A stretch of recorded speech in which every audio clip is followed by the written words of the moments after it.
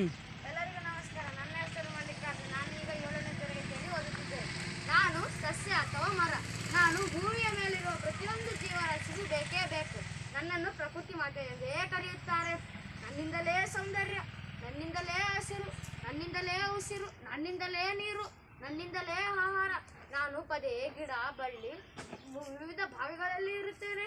June 5ರಂದು ನನ್ನನ್ನು ನೆನಪಿಸುವ ಸಲುವಾಗಿ ವಿಶ್ವ ಪರಿಸರ ದಿನಾಚರಣೆಯನ್ನಾಗಿ ಆಚರಿಸುತ್ತಾರೆ.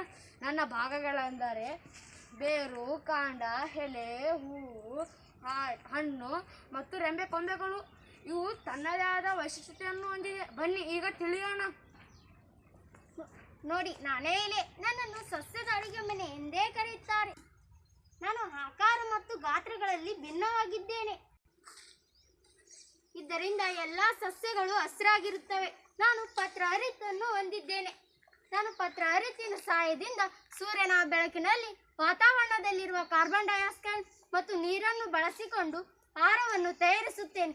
ಈ ಕ್ರಿಯೆಗೆ ದ್ವಿತೀಯ ಸಂಶ್ಲೇಷಣೆ ಕ್ರಿಯೆ ಎನ್ನುವರು. ಈ ಕ್ರಿಯೆಯಲ್ಲಿ ಪಿಷ್ಟ ಮತ್ತು ಆಕ್ಸಿಜನ್ ಅನಿಲವು ಬಿಡುಗಡೆ ಮಾಡುತ್ತೇನೆ. ಹಾಗೆಯೇ ಈರುಳ್ಳಿ, ಪಾಲಕ್, ಮೆಂತ್ಯ ಸೊಪ್ಪು, ಕರಿಬೇವು, ಕೊತ್ತಂಬರಿ, ಪುದೀನ ಮುಂತಾದವುಗಳಲ್ಲಿ ಆಹಾರ ಸಂಗ್ರಹಣೆ ಮಾಡಿಕೊಂಡಿದ್ದೇನೆ. ಇದರಿಂದ ಎಲ್ಲ ಸಸ್ಯಗಳು ನಾನೇ ಶ್ರೇಷ್ಠ, ನಾನೇ ಮುಖ್ಯ. ಧನ್ಯವಾದಗಳು.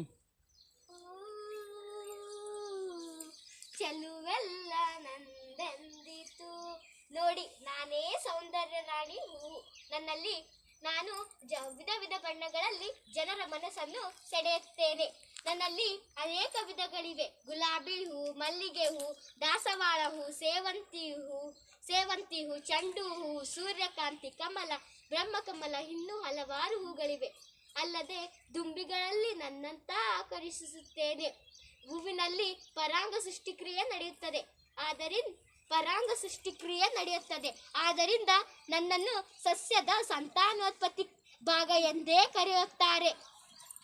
ಆದ್ದರಿಂದ ಸಸ್ಯಗಳಲ್ಲಿ ನಾನೇ ಶ್ರೇಷ್ಠ. ನಾನು ಬೇರು. ನಾನು ಸಸ್ಯದ ಬುಡಭಾಗದಲ್ಲಿ ಇರುತ್ತೇನೆ. ನಾನು ಮಣ್ಣಿನಲ್ಲಿ ಇರುವ ನೀರು ಮತ್ತು ಖನಿಜ ಲವಣಗಳನ್ನು ಹೀರಿಕೊಂಡು ಕಾಂಡಕ್ಕೆ ಕಲಿಸುತ್ತೇನೆ. ಬೇರುಗಳಲ್ಲಿ 2 ವಿಧಗಳಿವೆ. ನೋಡಿ, ಇದೆ ತಾಯಿ ಬೇರು, ಇನ್ನೊಂದು ಮತ್ತೆ ಇದು ತಂತು ಬೇರು. ಕಾಂಡವು ಭದ್ರವಾಗಿ ನಿಲ್ಲಲು ನಾನು ಭೂಮಿಯ ನೆಲೆಯೂರಿದ್ದೇನೆ. ಅದರಲ್ಲಿ ನೋಡಿ, ಕ್ಯಾರೆಟ್, ಮುಲ್ಲಂಗಿ, ಬೀಟ್ರೂಟ್ ಮುಂತಾದಗಳಲ್ಲಿ ಆಹಾರ ಸಂಗ್ರಹಣೆ ಮಾಡಿಕೊಂಡಿದ್ದೇನೆ. ಅದರಿಂದ ಪ್ರತಿಯೊಂದು ಮರಕ್ಕೂ ಬೇರೆ ಮುಖ್ಯ, ನಾನೇ ಮುಖ್ಯ.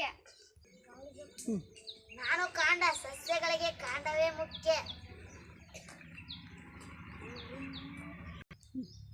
ನಾನು ಕಾಂಡ. ಸಸ್ಯಗಳಿಗೆ ಕಾಂಡವೇ ಮುಖ್ಯ.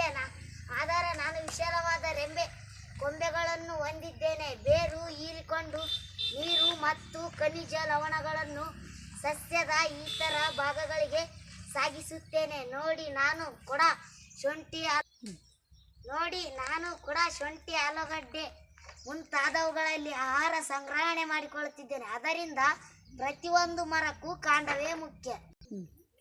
ನೋಡಿ, ನಾನೇ ಹಣ್ಣು.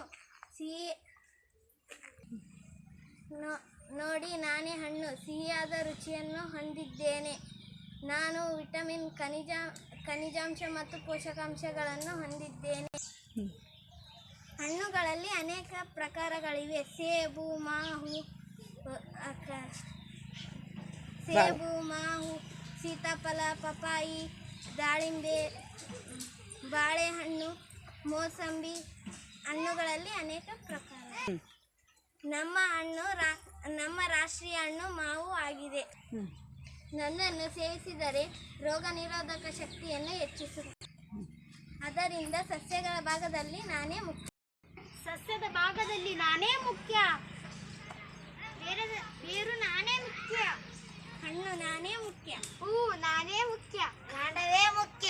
ಇಲ್ಲಿ ಯಾರಿಗ್ಯಾರು ಮುಖ್ಯವಿಲ್ಲ. ಕಾಡಿಲ್ಲದೆ ನಾಡಿಲ್ಲ, ಸಸ್ಯ ಇಲ್ಲದೆ ಬೆಳೆ ಇಲ್ಲ, ಹುಲ್ಲುಗಳಿಲ್ಲದೆ ಹಸುವಿಲ್ಲ.